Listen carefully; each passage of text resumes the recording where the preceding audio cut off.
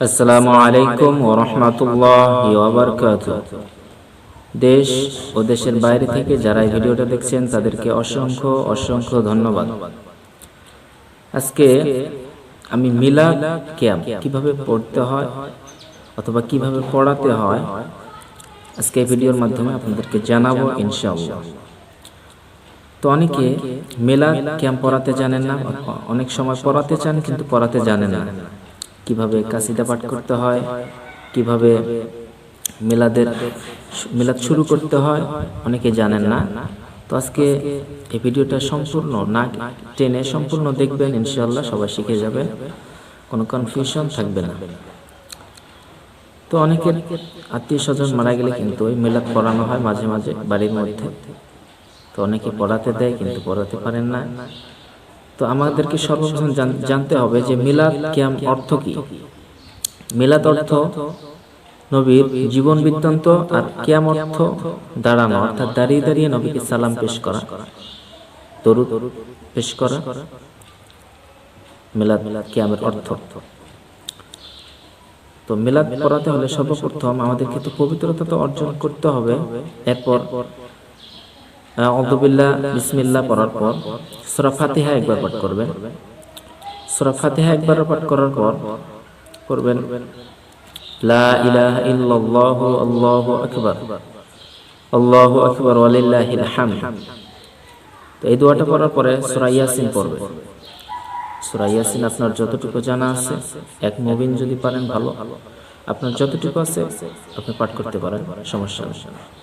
সবচেয়ে ভালো কি, আমি একদম শর্টকাটে কথাগুলো বলতেছি, সবচেয়ে ভালো কোরআন তেলাওয়াত করা। আপনার যতটুকু জানা আছে ফজিলতপূর্ণ সূরাগুলো আপনি পড়তে পারেন। সূরা ফিল থেকে সূরা নাস পর্যন্ত আপনি পাঠ করতে পারেন।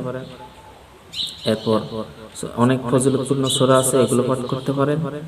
সূরা ইখলাস 3 বার পাঠ করবেন তারপর, কারণ হাদিসের মধ্যে আসছে যে কেউ যদি সূরা ইখলাস 3 বার পাঠ করে কোরআনের তৃতীয়াংশ পাঠ করার সওয়াব আর আমলনামায় আল্লাহ লিখে দেয়। তো সূরা ইখলাস পাঠ করবেন, সূরা ফাতিহার পরে সূরা ইখলাস পাঠ করবেন 3 বার, আর সূরা ফালাক, সূরা নাস পাঠ করার পরে সূরা তওবা লাস্টের 3 আয়াত পাঠ করবেন।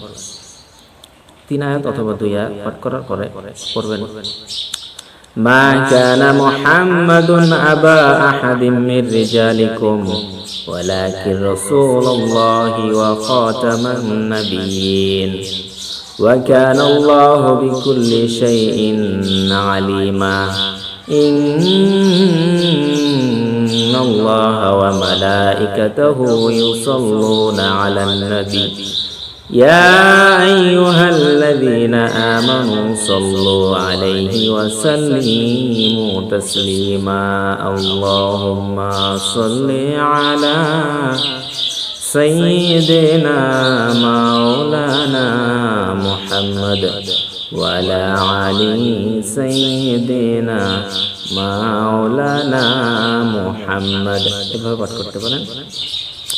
এরপরে দুই একটা কাসিদা যদি পারেন, বাংলাতে অনেক কাসিদা আছে, আরবিতে আছে, উর্দুতে আছে, আপনি যেটা পারেন পাঠ করতে পারেন। যেমন বাংলা দিয়ে একটা শেয়ার করি আপনাদের কাছে।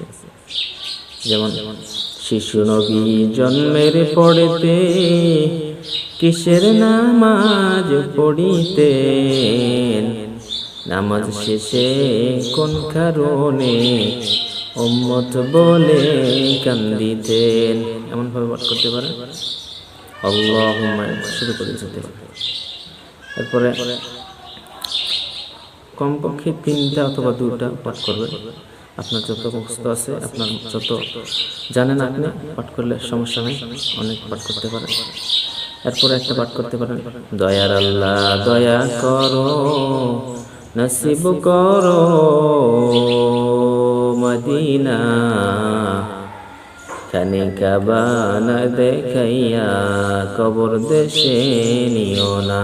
এভাবে অনেক পাঠ করতে পারেন, যত আপনার জানেন যতগুলো, সমস্যা নাই। তো ইনশাআল্লাহ এতটুকুর মধ্যে আমি শেষ করতেছি।